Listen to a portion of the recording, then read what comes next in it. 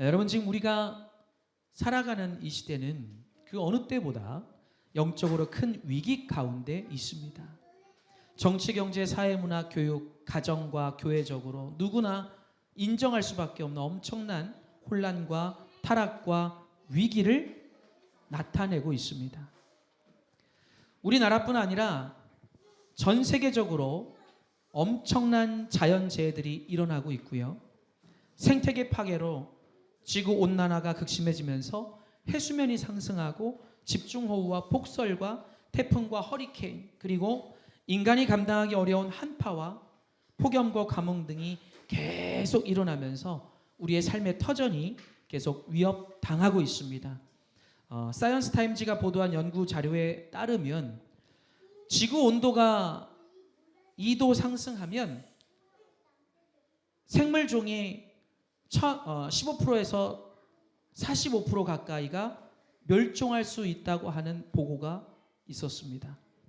기후변화로 다가온 재앙이 온 세계를 덮치고 있는 거예요.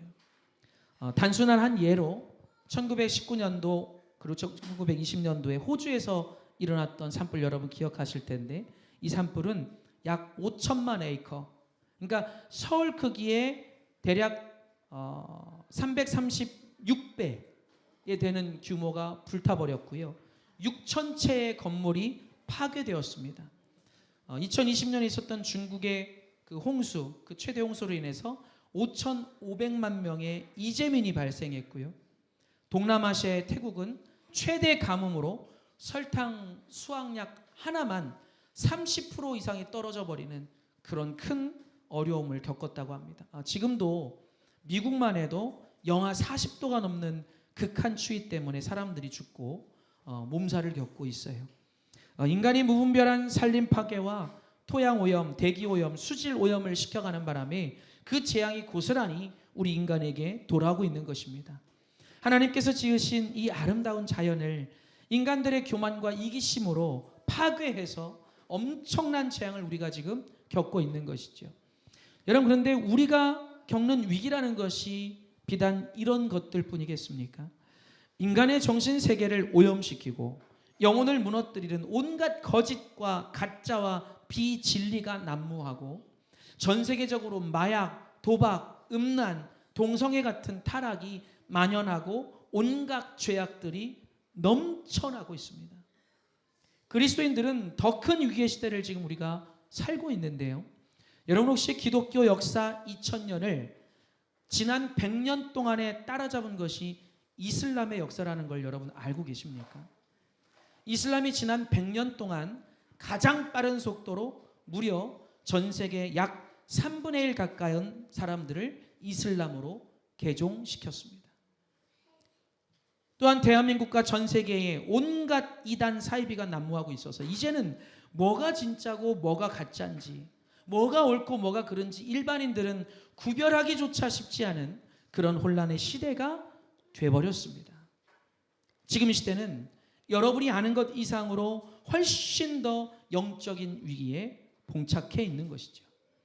여러분, 그렇다면 어떻게 이 많은 문제들을 우리가 해결해 갈 수 있을까요? 이런 수많은 문제들이 가면 갈수록 지금보다 더 많아지고 더 극심해질 텐데, 그리스도인인 우리는 어떻게 이 많은 문제들을 견뎌내고 버텨내고 이겨낼 수 있겠는가 하는 것입니다.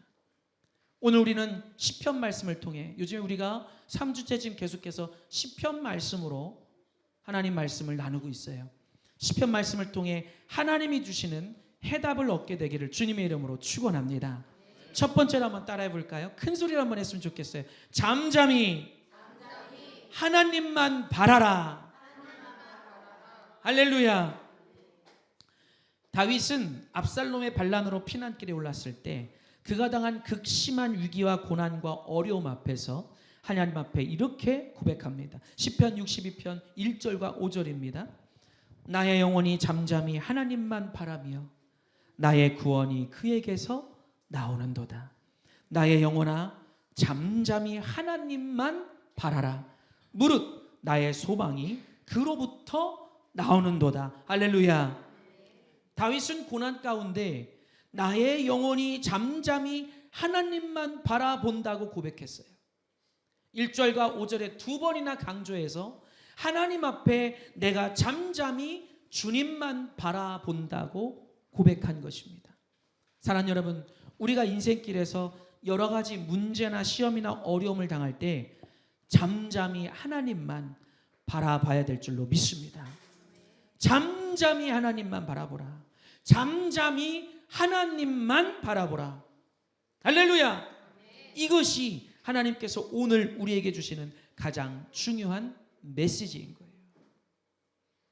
저번 주 주일 설교 말씀 때도 말씀드렸지만 우리가 수많은 종류의 문제와 어려움을 당했을 때, 내가 감당하기 어려운 큰 시험이 다가왔을 때, 가정의 문제, 생활의 문제, 자녀의 문제, 직장의 문제, 학업의 문제, 육신의 질병의 문제, 감당하기 어려운 문제들이 몰아닥쳤을 때, 이때 우리가 어떤 반응을 하느냐가 중요한 거예요. 하나님은 바로 이것을 보시기 때문입니다.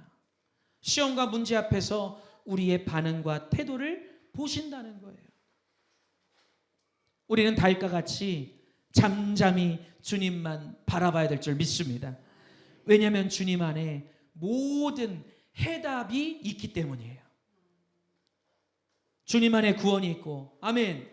주님 안에 생명이 있고, 주님 안에 치유가 있고, 주님 안에 평강이 있고, 주님 안에 자유가 있고, 주님 안에 소망이 있기 때문입니다.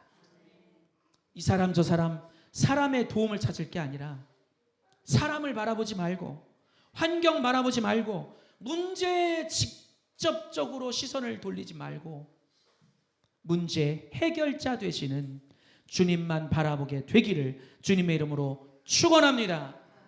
잠잠히 바라본다는 것은 마음을 요동하지 말고 가라앉히고 믿음을 갖고 잠잠히 하나님의 도우심과 은혜를 사모하면서 기다리는 것을 말씀하는 거예요.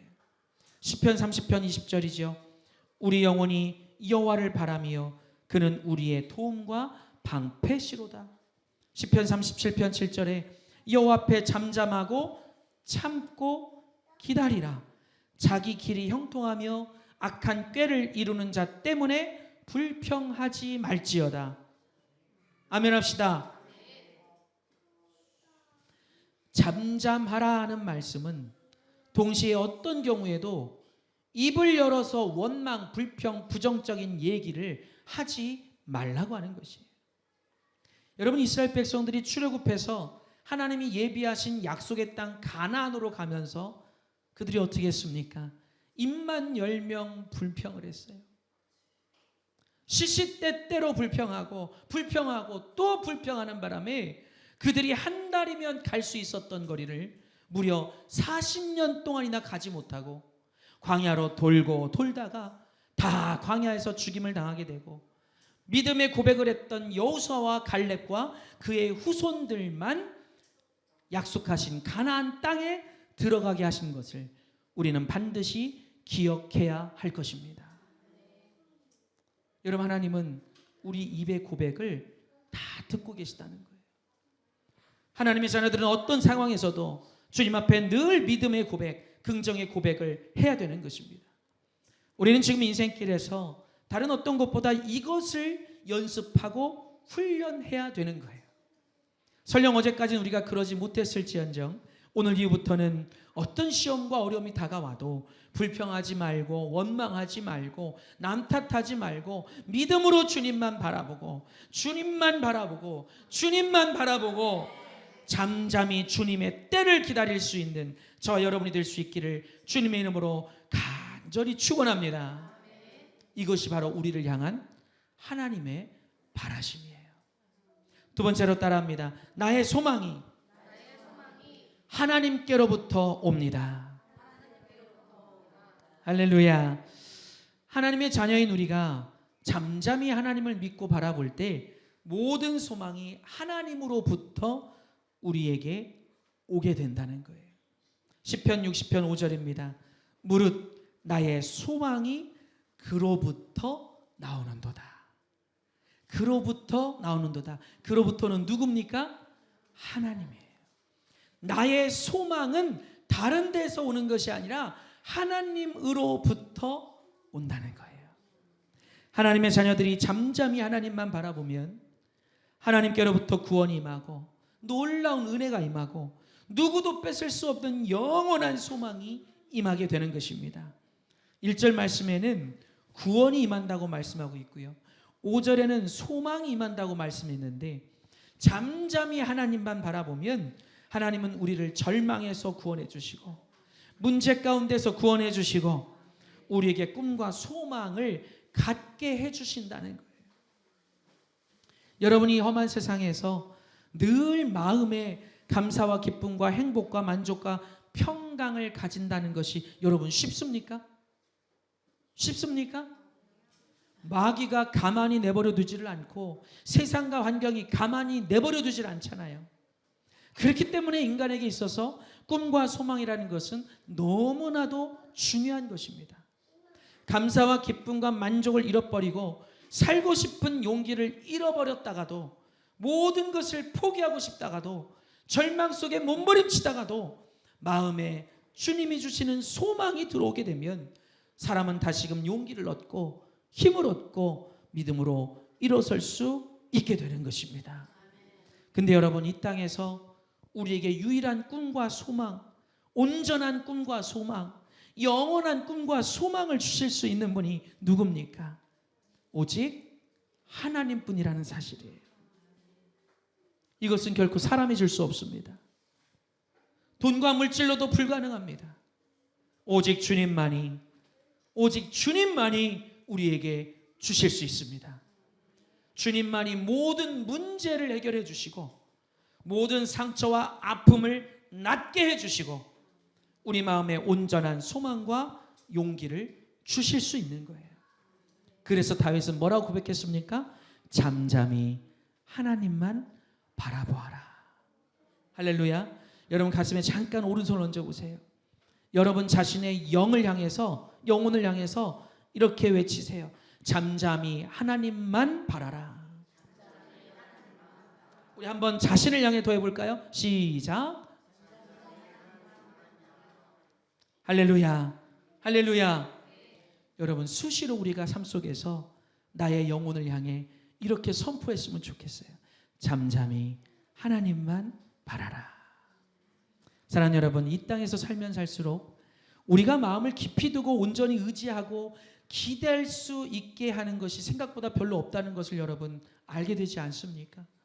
자녀로 인한 기쁨과 행복도요 잠시입니다. 자녀들이 커가고 성장해 갈수록 그것도 줄어들기 마련이에요. 얼마 전에 저희 첫째 아이 하준이가 저랑 얘기하다가 그런 얘기를 하더라고요. 야, 좀 나이가 먹어도 너희들 커도 엄마 아빠가 우선순위가 됐으면 좋겠고 엄마 아빠랑 항상 이렇게 좀 친구처럼 붙어 다니고 그리고 살았으면 좋겠다 그랬더니 저희 아이가 그러더라고요. 웃으면서 아이 크면 친구가 먼저죠. 친구가 먼저죠.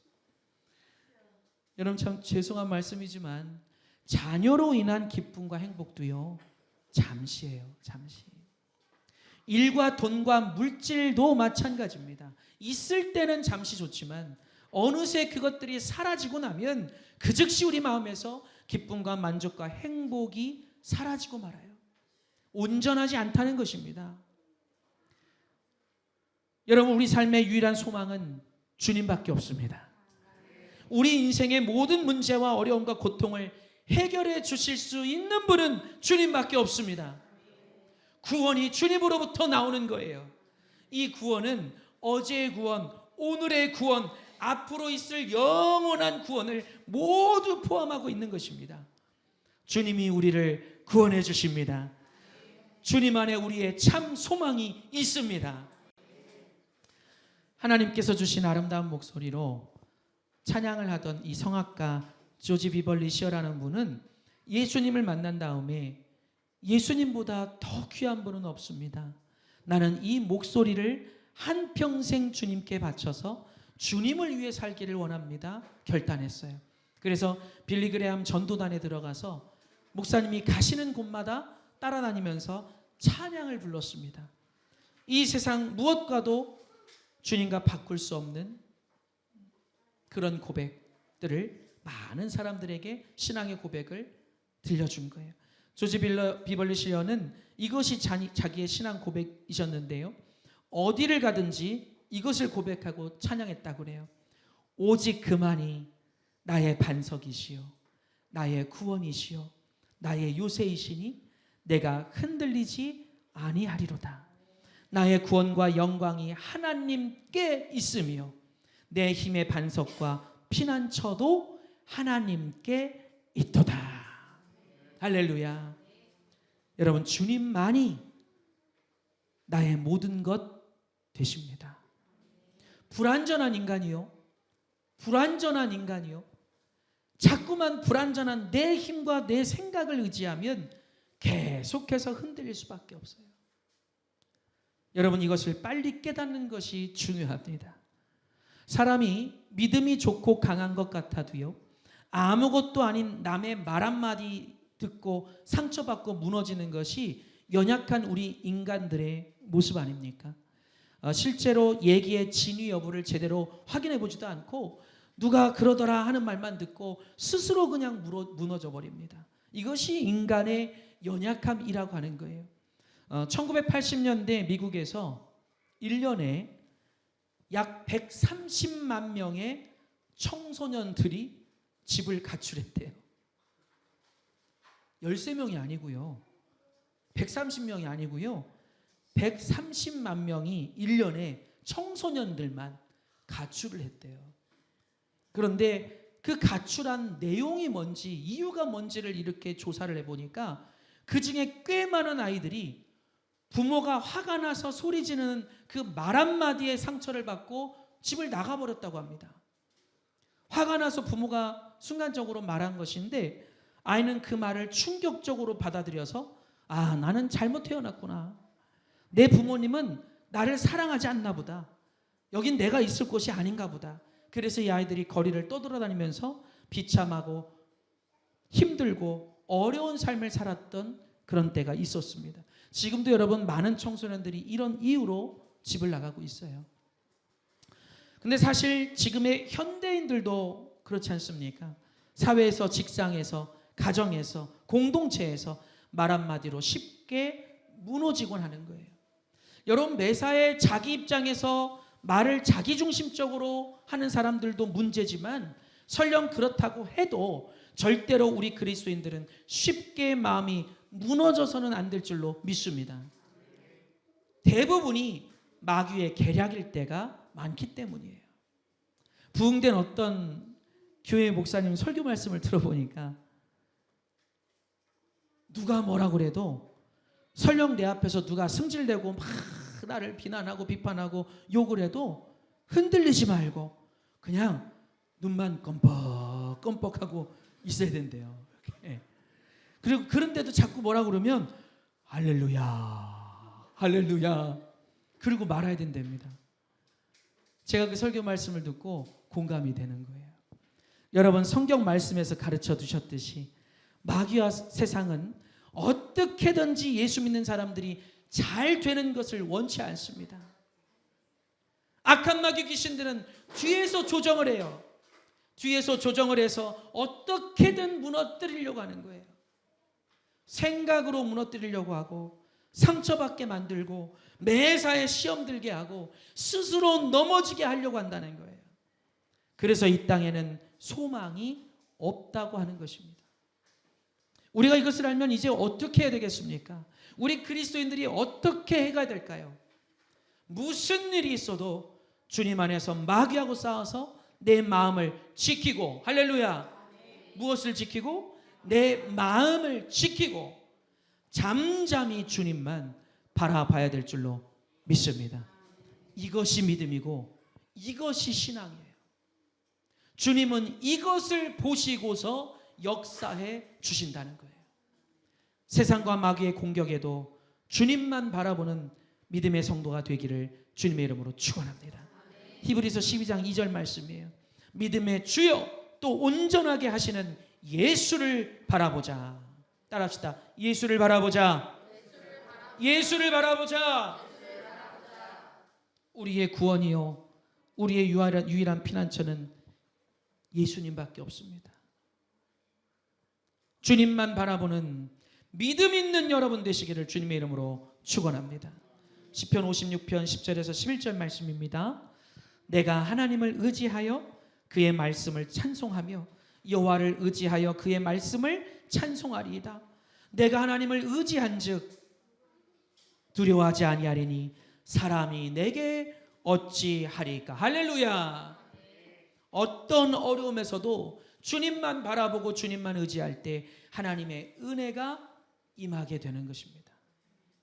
시편 57편 7절 하나님이여 내 마음이 확정되었고 내 마음이 확정되었사오니 내가 노래하고 내가 찬송하리다. 어떤 문제를 당하고 어려움을 겪어도 주님 앞에 감사하고 찬양하는 참 성도 되시기를 다시 한번 주님의 이름으로 축원합니다. 문제가 있는 상황에서도 하나님만 바라볼 때에 찬양이 나올 수 있게 되는 거예요. 감사가 나올 수 있게 되는 거예요. 내 마음에 만족이 생기고 소망이 생기는 것입니다. 이것이 승리하는 비결이에요. 많은 사람들이 이렇게 얘기합니다. 목사님, 저는 요즘에 감사할 게 별로 없어요. 목사님, 저는 요즘에 찬양이 잘 나오지 않습니다. 왜 그렇습니까? 물어보면 거의 대부분 사람들이 뭐라고 말해요? 제 삶이 이런 게 문제가 있고 저런 게 문제가 있고 이런 게 어려운 게 있고 이런 게 어려움이 있고 이런 시험이 있고요. 제 마음에 이러해서 저는 지금 하나님께 감사가 잘 안 나오고 찬양이 잘 안 나오고 기쁨을 느끼지 못하고 살아요. 근데 여러분, 그것은 마귀가 속이는 생각이에요. 여러분, 그 속에서도 주님이 주시는 소망을 갖게 되면 우리는 감사할 수 있게 됩니다. 찬양할 수 있게 됩니다. 할렐루야. 그것을 경험해가는 여러분들 되시기를 축복합니다. 성경을 보면 예수님께서 십자가 달리기 전날 밤 겟세마네 동산에 기도하러 올라가시면서 이제 날이 밝으면 십자가에 달리실 텐데, 그런데 찬송하면서 그 길을 올라가셨어요. 마태복음 20장 3절에 이에 그들이 찬미하고 감람산으로 나아가니라. 조금 있으면 죽을 텐데도, 그렇죠? 주님은 제자들과 함께 하나님을 찬송하면서, 바울과 실라가 복음을 전하다가 억울하게 매맞고 갇혔을 때 그들은 불평하지 않았습니다. 원망하지 않았습니다. 대신에 그들은 찬송을 했어요. 사도행전 16장 25절 말씀입니다. 한밤중에 바울과 실라가 기도하고 하나님을 찬송하매 죄수들이 듣더라. 아멘. 여러분 생각해 볼까요? 감옥 안에 있는 사람들이 착한 사람들이겠습니까? 근데 어떤 사람들이 들어와서 밤새 잠도 안 자고 큰 소리로 기도하고 찬송을 부르면요, 그 감옥 안에 있는 사람들이 어떻게 할까요? 잡아다가 두들겨 패든가 욕을 하든가 난리가 났을 거예요. 그런데요, 바울과 실라의 그 모습이 얼마나 은혜롭고 아름다웠던지 모든 죄수들이 귀를 기울여서 그들의 찬송을 들었다는 거예요. 사랑하는 여러분, 우리가 이렇게 살아야 되지 않겠습니까? 고난 속에 있지만, 어려움 속에 있지만, 문제가 있지만, 시험이 있지만, 내 뜻대로 되지 않지만, 그러나 그 속에서도 감사할 수 있고 찬양할 수 있는 진짜 믿음의 사람들 되기를 바랍니다. 여러분이 시험과 문제, 어려움 속에서도 소망을 가지고 찬송할 때 그 찬송이 여러분의 주변을 변화시킵니다. 여러분, 절망 중에 찬송하십시오. 환난 가운데 찬송하십시오. 여러분의 마음을 가두고 있는 문이 열릴 때까지, 시험과 문제 속에서 해답의 문이 열릴 때까지 찬송하시길 바랍니다.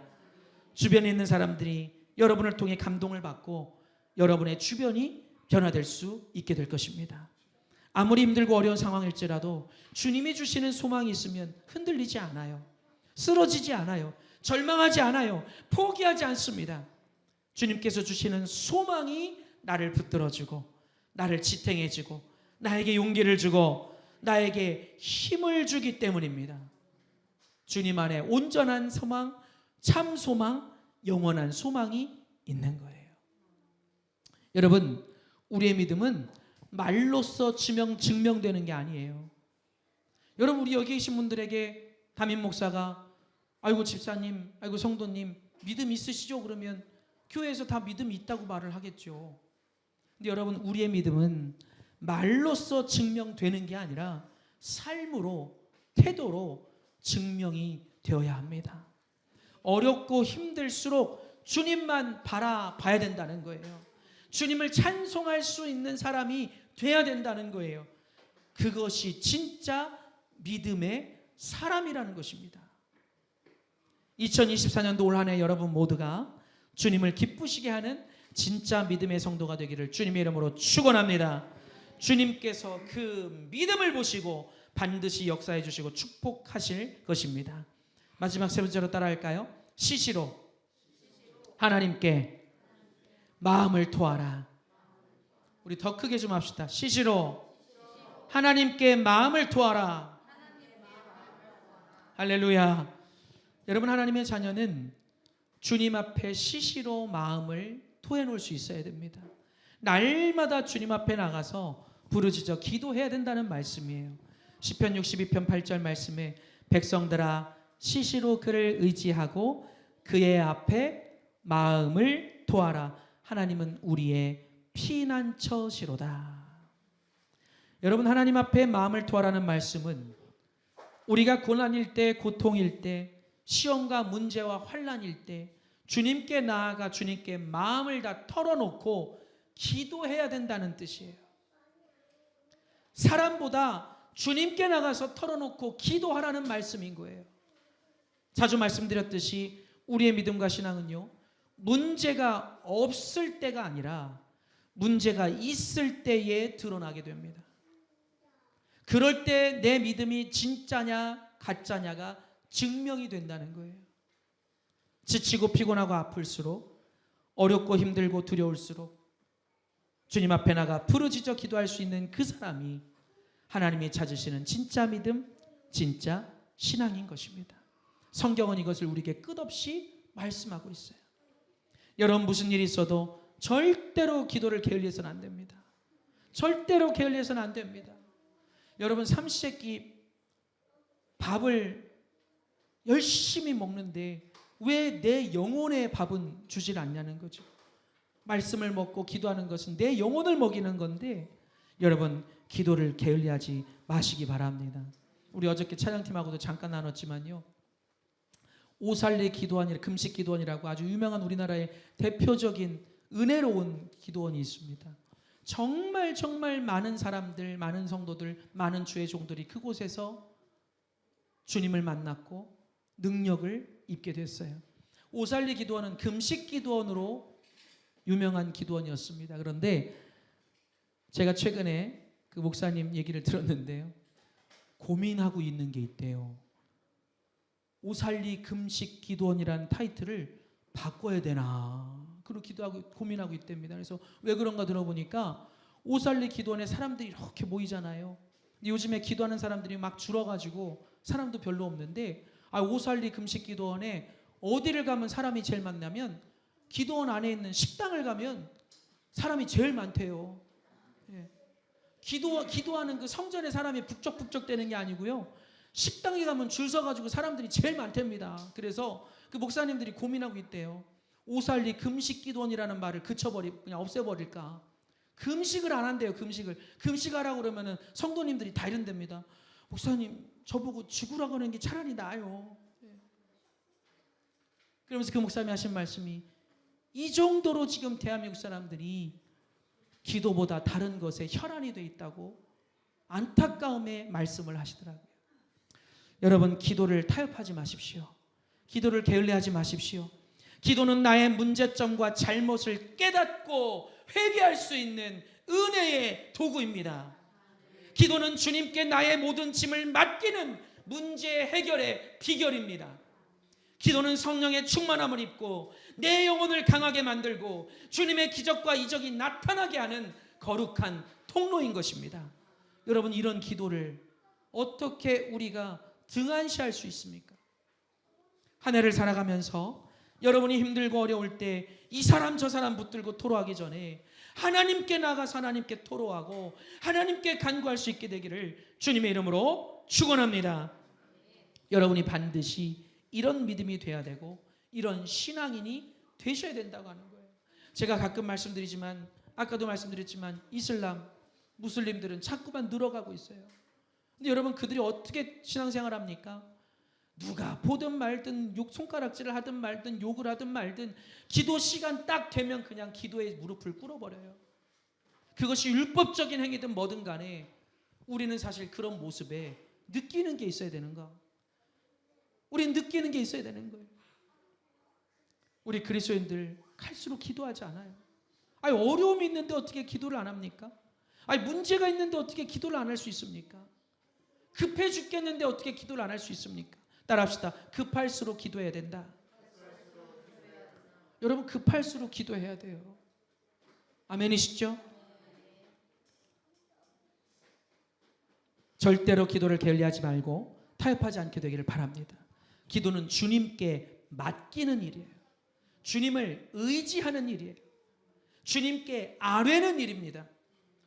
사람들에게는 그렇게 잘 얘기하면서도 하나님께는 꿀먹은 벙어리가 되면요, 여러분, 하나님의 어떤 역사도 여러분 삶 가운데 일어나지 않아요. 사람들 붙잡고 30분 얘기할 시간에 성전에 나와서 30분 기도를 더 하십시오. 야, 기가 막힐 정도로 아멘이 없네요. 기적입니다. 다시 말씀드립니다. 사람 붙들고 30분 얘기할 시간에 성전 와서 기도를 30분 더 해보십시오. 전화로 이 얘기 저 얘기 수다 떨고 그러고 시간 보낼 시간에 주님께 나와서 기도를 30분 더 해보십시오. 또 아멘이 또 줄어드네요. 네. 할렐루야. 여러분, 왜 그렇습니까? 왜냐하면 문제 해결의 해답이 주님 손에 있기 때문이에요. 주님을 찾으라는 얘기예요. 하나님의 응답은 방법이 크게 세 가지가 있습니다. 첫째는 yes, 즉시 들어주실 때가 있고요. 둘째는 wait, 기다리라고 하실 때가 있습니다. 세 번째는 no, 그것은 아니다 라고 응답하시는 방법이 있습니다. 여러분, 어떤 쪽이든 하나님께서 우리에게 응답을 주시는데 하나님께 마음을 토하면서 기도할 때 하나님이 우리 기도를 들으시고 역사해 주시는 것이에요. 시편 22편 1절에서 2절 또 19절 말씀입니다. 좀 빠르게 읽습니다. 내 하나님이여 내 하나님이여 어찌 나를 버리셨나이까? 어찌 나를 멀리하여 돕지 아니하시오며 내 신음소리를 듣지 아니하시나이까? 내 하나님이여 내가 낮에도 부르짖고 밤에도 잠잠하지 아니하오나 응답하지 아니하시나이다. 19절입니다. 여호와여 멀리하지 마옵소서. 나의 힘이여 속히 나를 도와주옵소서. 그 위대했던 다윗도요, 환난 중에 있을 때 얼마나 힘들었던지, 그리고 그가 아무리 기도해도 즉시 즉각적인 응답이 자꾸 안 오니까, 그리고 계속 문제와 환난이 계속해서 이어지니까 다윗이 그렇게 외친 거예요. 어찌하여 나를 버리셨나이까? 왜 내 기도를 들어주지 않으십니까? 내가 밤에도 부르짖고 낮에도 부르짖는데 주님 왜 응답이 없으십니까? 그런데요, 그가 그 뒤에 보면 금방 하나님의 은혜를 체험하고 기도의 내용이 바뀌는 것을 보게 됩니다. 시편 22편 21절 말씀해 보니까 나를 사자의 입에서 구하소서. 주께서 내게 응답하시고 들소의 뿔에서 구원하셨나이다. 어찌하여 나를 보내셨습니까? 어찌하여 나를 버리셨습니까? 외치던 그가 이제는 마음의 확신을 가지고 주님이 나를 구원해 주십니다. 주님이 나를 구원해 주셨습니다. 믿음의 고백을 하고 있는 거예요. 여러분, 기도는 믿음으로 드려야 됩니다. 내게 절망이 있어도 문제가 있어도 어려움이 있어도 가정에 풍랑이 일고 사업이 곤두박질치고 어려움이 다가왔어도 감사하고 찬양하고 할렐루야 믿음으로 부르짖어 기도하면 하나님의 역사가 임하는 거예요. 하나님의 응답이 다가오는 것입니다. 기적이 임하게 되는 것입니다. 우리 성도님들이 가끔 저에게 이 말씀하시는데 저도 웬만하면 안 하고 싶지만 이전에 제가 목회하던 교회가 부흥되는 과정이 있었어요. 자그마한 교회였습니다. 출석 성도가 뭐 70명, 60명 이 정도 될까요? 한 50명 정도 됐을 거예요. 그 교회가 저렇게 대형 교회로 부흥될 수 있었던 원동력이 무엇일까요? 무엇일까요? 그렇죠. 기도였어요. 그리고 순종이었습니다. 담임 목사님이 그때 어떻게 하셨냐면 미리 예고도 없어요. 그냥 강단에서 선포하시는 거예요. 자, 우리 버스 대절에서 이번 주 몇 요일 오살리 기도원으로 출발. 우리 같으면은 좀 미리 좀 말씀해 주셔야지, 저희 바빠서 못 가요, 이랬을 텐데 그때는 어땠는지 아세요? 아멘 하고 가는 거예요. 다 모든 걸 뒤로 하고 은혜 받으러 가는 거예요. 그 교회가 건축을 할 때 온 동네 사람들이 와서 엄청난 박해를 했어요.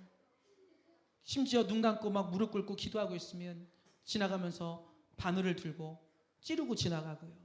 꽹가리를 옆에서 치면서 기도를 못하게 막았어요. 그 정도로 방해가 많았습니다. 근데 비가 오나 눈이 오나 바람이 부나 그 성도들이 그 터에 가서 눈물로 기도를 심었다는 사실이에요. 여러분, 부흥된 교회들의 결과물만 보면 안 됩니다. 현재 부흥된 모습만 봐서는 안 됩니다. 그들이 어떻게 부흥돼 갔고 그들이 어떻게 축복을 받았는지를 볼 수 있어야 돼요. 할렐루야. 사랑하는 여러분, 우리는 기도해야 됩니다. 기도하면 응답이 옵니다. 기도하면 하나님이 역사해 주십니다. 그래서 시편 20편을 넘어서 시편 23편에 가면 완전히 내용이 바뀌고 있어요.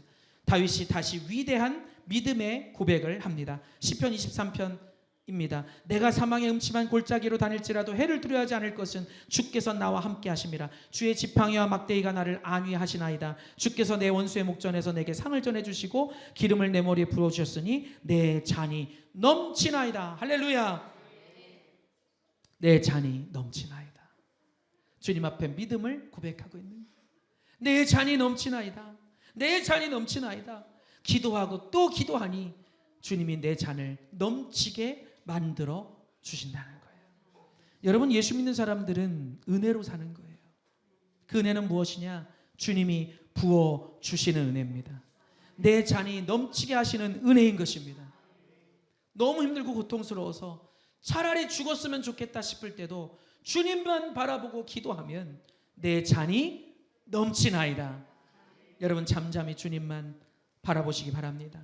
잠잠히 주님만 바라보시기 바랍니다. 따라합시다. 내 잔이 넘치게 됩니다. 할렐루야. 저는 올 한 해 저와 여러분의 인생이, 우리 교회가 반드시 이렇게 될 수 있기를 주님의 이름으로 축원합니다. 끝으로 저는 이 간증을 좀 나누고 마치려고 하는데요. 호레시오 스페포드라는 분이 있습니다. 이분의 간증 여러분도 아실 겁니다. 제가 예전에도 한번 간증을 나눈 적이 있었던 기억이 나는데요.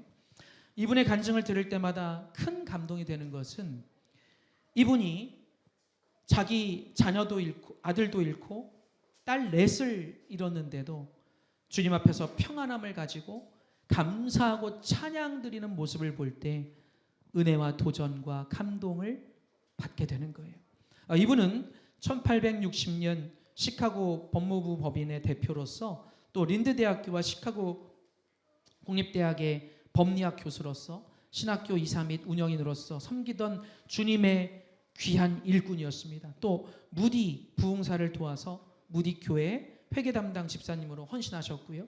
교회를 열심히 섬기는 하나님의 일꾼이었는데 1871년 10월 8일 시카고 대화재로 말미암아 도시 전체가 불타서 10만 명 이상의 이재민이 생기고 300여 명 이상의 목숨을 잃는 화재가 났었는데 이때 그가 섬기던 교회도 완전히 불타버렸고 그가 온 재산을 들여서 장만했던 어렵게 장만한 그 집도 불에 타서 잿더미가 되고 맙니다.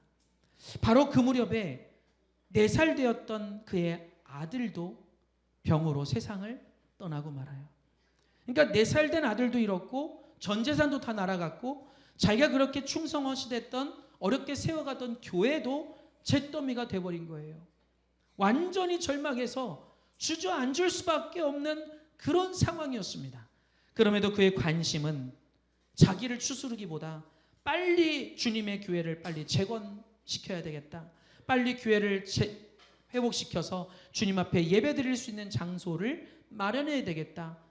그래서 자기의 어려움은 두 번째 일이고 먼저 교회가 회복되도록 앞장서서 동분서주 열심히 뛰어다녔다고 합니다. 그런데 그의 부인 되는 안나 스패포드는 아들도 잃고 전재산도 잃고 막 낙심돼서 몸이 너무 쇠약해지고 말았어요. 그때 의사가 당신 부인은 절대적으로 지금 휴식이 필요합니다. 몸이 너무 약해져서 휴식과 안정을 취해야만 다시 건강을 지켜갈 수 있을 것 같습니다. 그래서 온 가족이 유럽에 잠시 가서 쉬면서 재충전하기로 하고 부인과 내 딸과 함께 유럽 여객선에 표를 끊었는데 거기로 가기로 한 날 여러 가지 처리해야 될 일들이 생겨버렸어요. 그래서 아내와 애들을 먼저 태워보내고 자기는 그 다음 배로 가기로 합니다. 그래서 부인과 내 딸을 태운 빌르드 아브르호라는 그 배가 1873년에 11월 15일 날 313명을 태우고 뉴욕항을 떠나서 대서양을 지나고 있었는데 일주일 후에 모든 승객이 잠든 새벽 2시쯤에 영국 범선과 충돌을 해서 배가 침몰하고 말았어요. 313명 중에 226명이 죽고 87명만이 겨우 구조가 됐습니다. 부인도 겨우 구조가 됐어요. 그런데 12살 애니, 7살 매기, 4살 베시, 18개월 된 타니타, 이 네 딸이 그 자리에서 다 목숨을 잃고 말았습니다. 이 비보를 듣고 동료들이 달려와서 스패포드를 위로합니다. 아들도 먼저 보냈고 사랑하는 내 딸조차도 먼저 세상을 떠나고 만 거예요. 사람들이 위로할 때 그가 이렇게 말했다고 합니다. 내게 어떤 고난이 닥쳐와도 내가 주님을 의지할 수 있어서 감사합니다. 그래서 아내를 데리러 영국으로 배를 타고 가는데 배를 타고 가는 도중에 그 장소를 지나게 되는 거예요. 선장님이 이야기를 해줍니다. 여러분, 지금 우리가 지나가는 바로 이곳이 배가 충돌해서 배가 가라앉은 그 장소입니다. 그때 그가 갑자기 세상을 떠난 내 딸의 모습이 떠오르면서 그가 울면서 이렇게 기도했다고 그래요. 하나님, 저는 하나님의 일을 가장 귀하게 여겼고 주님을 누구보다 사랑했습니다. 그런데 왜 저에게 이런 고통을 주십니까? 이제 어떻게 살아야 하겠습니까? 밤새 눈물로 엎드려서 하나님께 부르짖어 기도하면서 하나님께 마음을 토하고 기도하고 또 기도할 때 하나님의 말씀이 임하기 시작했어요. 열왕기하 4장 21절의 말씀을 주셨답니다. 그 말씀은 어떤 내용이냐면 사랑하는 아들을 잃고 엘리사를 향해서 달려가던 수넴 여인의 고백입니다. 너는 달려가서 그를 맞아 이르기를 너는 평안하냐? 네 남편이 평안하냐? 아이가 평안하냐 하라 하였더니 여인이 대답하되 평안하다 하고. 여러분, 세상에 자기 아들이 죽은 상황인데 그 하나밖에 없는 아들을 잃은 엄마가 뭐라고 고백하냐면 엘리사가 물어보니까 뭐라고 고백하냐면 평안합니다 라고 답을 했다는 거예요. 여러분, 보통 사람 같았으면 지금 내 몸이 갈기갈기 찢어서 죽을 것 같습니다. 하나밖에 없는 아이가 죽어버렸어요. 선지자님이 기도해 주셔서 낳은 아기인데 기도해 주셔서 낳은 아기를 하나님이 어떻게 도로 데려가실 수 있는 겁니까? 아마 사람들은 이렇게 항했을지도 몰라요. 그런데 그 여인의 대답은 뭐였습니까? 평안합니다 였어요. 내 마음이 평안합니다. 열왕기하에 나오는 이 수넴 여인의 그 마음이 그때 스패포드의 마음에 그대로 와 닿은 거예요. 말씀으로 그를 하나님이 일으켜 세우신 것이죠. 마음에 평안이 임했습니다. 그리고 그가 고백합니다. 하나님, 저에게 이 말씀을 주셔서 감사합니다. 그리고 그 자리에서 펜을 들어서 글을 써 내려갑니다. 내 인생길에 강 같은 평화가 흘러들 때도 거친 파도 같은 슬픔이 몰아칠 때도 내 삶에 어떤 일이 생기든지 주님 날 이렇게 말하도록 가르치셨네. 평안해. 내 영혼 평안해. 내 영혼 평안해. 평안해. 내 영혼 평안해. 저 마귀는 우리를 삼키려고 입 벌리고 달려와도 주 예수는 우리의 대장 되시니 끝내 싸워서 이기리라. 내 지은 죄 주홍빛 같더라도 주 예수께 다 아려면 그 십자가 피로써 다 씻으사 흰 눈보다 더 정하리라. 저 공중에 구름이 일어나며 큰 나팔이 울릴 때에 주 오셔서 세상을 심판해도 나의 영혼은 겁 없으리. 내 영혼 평안해. 이 가사가 나중에 곡으로 만들어지고 1876년에 복음성가집에 출간됐습니다. 이로 스패포드와 그의 부인은 매년 3만 명 이상 되는 아이들을 돌보는 스패포드 아동센터를 설립했고요. 다시 얻은 두 아이와 함께 예루살렘으로 돌아가서 죽을 때까지 고아와 가난한 사람들을 섬기는 삶을 살다가 1888년에 그곳에서 주님의 품에 안겼습니다. 우리 다 아는 찬양이죠. 내 평생에 가는 길 순탄하여 늘 강 같은지 큰 풍파로 무섭고 어렵든지 나의 영혼은 늘 편하다.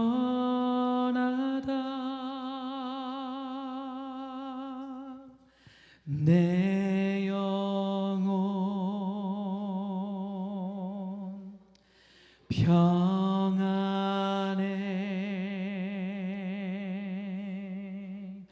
내 영혼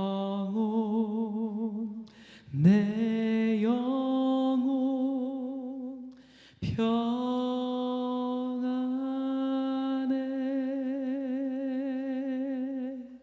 우리 주님께 감사의 박수 올려드립니다. 아멘. 말씀을 맺습니다. 사랑하는 여러분, 스패포드 부부는 말로 할 수 없는 엄청난 절망과 환난 속에서도 쓰러지지 않았고 타협하지 않았고 포기하지 않았습니다. 주님을 믿는 믿음과 주님이 주신 소망으로 마음의 평안함을 지켜냈고요.